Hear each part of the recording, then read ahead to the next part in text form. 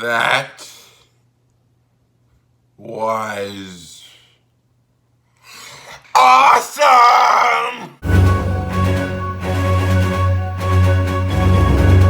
Hello there, it's 80s Kid from the 90s talking about Ahsoka Part 5. Man, was that the best episode yet. And I feel like I keep saying that because it's that good. As a Star Wars fan, I cannot believe that we are getting something special that's this glorious. It's glorious.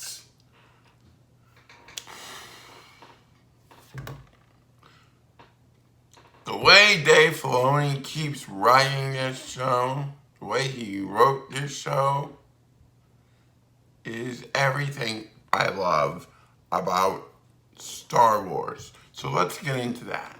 Alright, so the Ghost arrives with Hera and her son Jason walking out from their ship and arriving on Cetos, which is the name of the planet they're on, as well as the rest of Phoenix Squadron.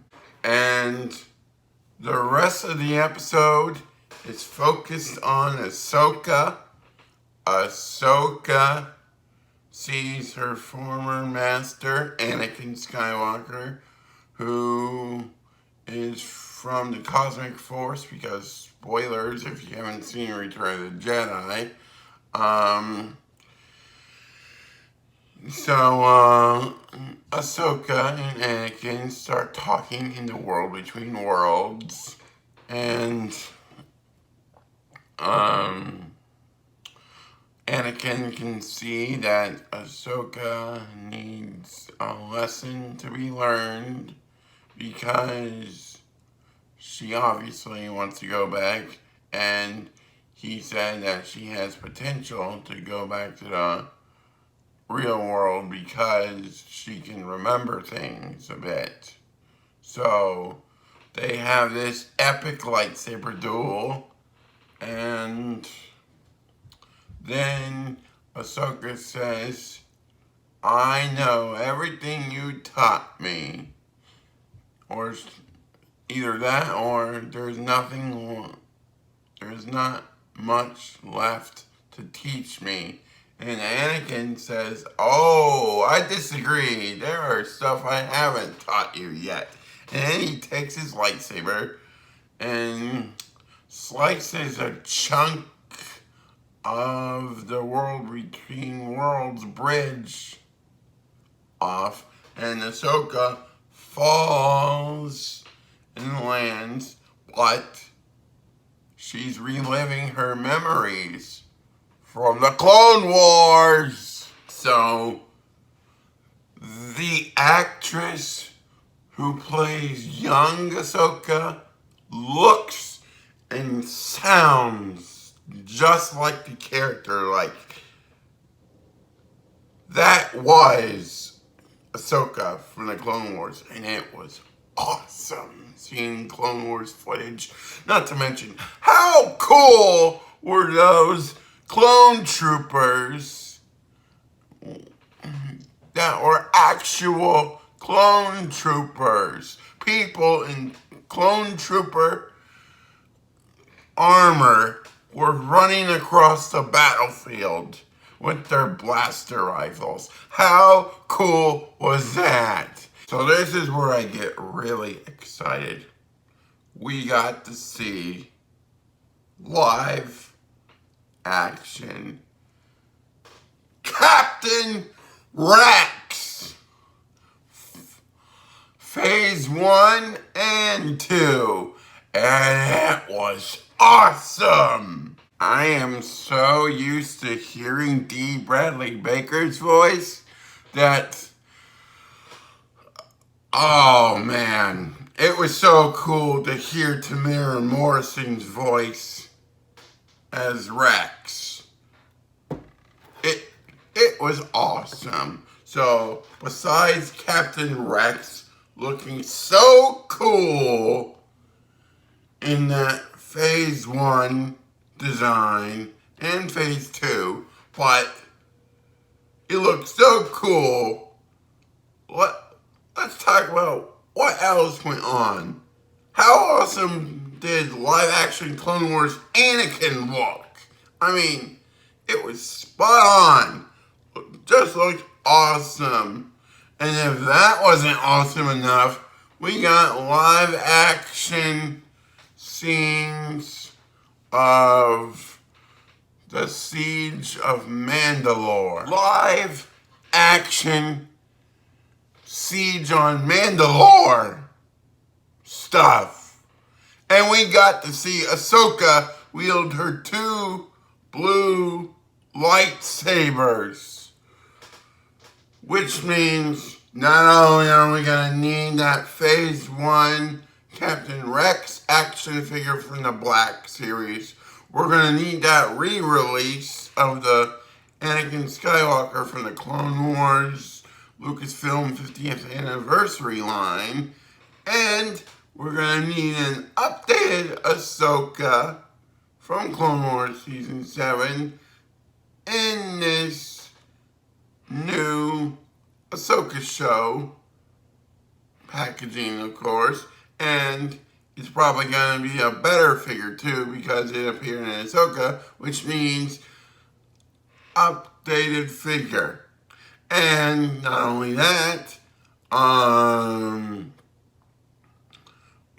well, we're gonna get those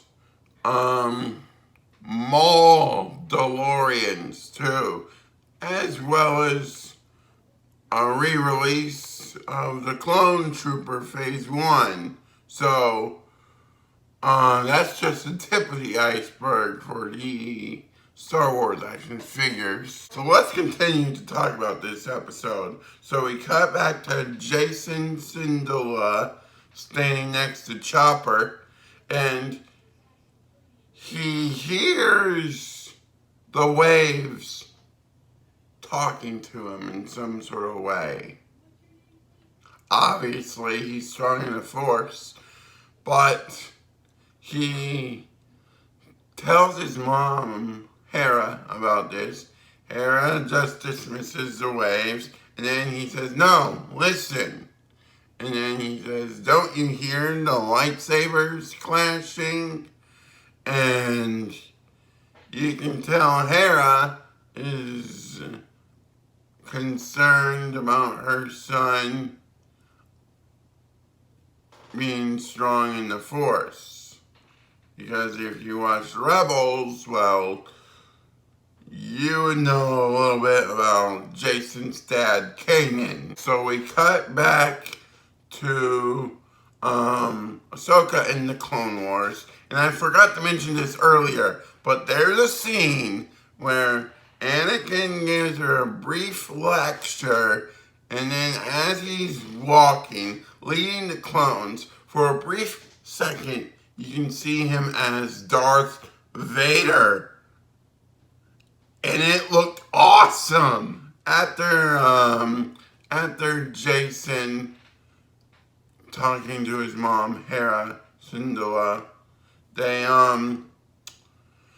discovered there's a signal coming from the ocean, and that's because of Chopper scanning the area. One thing I forgot to mention, when Anakin and Ahsoka arrived on the Siege of Mandalore flashback, it was awesome because Anakin's just walking in there, being very Anakin Skywalker-like, and saying, I don't remember this battle, and Ahsoka has to be the one to correct him and say, this was after we went our separate ways in the end of Season 7 of the Clone Wars.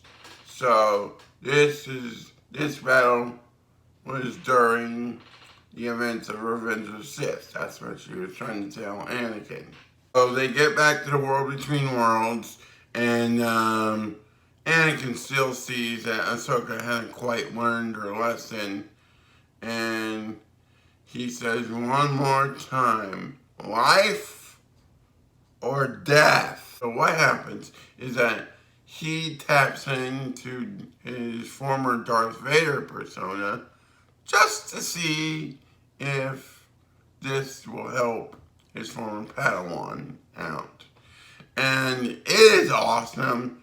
You see his blue eyes become the red, yellow Sith eyes. And then he has his red lightsaber. And the lightsaber fight is just the best. It is awesome. The best lightsaber fight. At least one. It is awesome. The lightsaber fight is awesome. And then, Ahsoka grabs her master's lightsaber, deactivates it, and says, I choose to live. And then Anakin is back. His Sith eyes change back to blue eyes, and he basically tells her, you have passed the final test or something. He didn't actually say that, but you can tell this was her final test. And when she comes back from the world between worlds, that's when they find her unconscious in the ocean. And then she wakes up as Ahsoka the White. And Ahsoka looks so awesome in this new costume design for the character, because it's starting to look more like Ahsoka the White that you see at the very end from Rebels Season 4. So this looks awesome. Ahsoka is now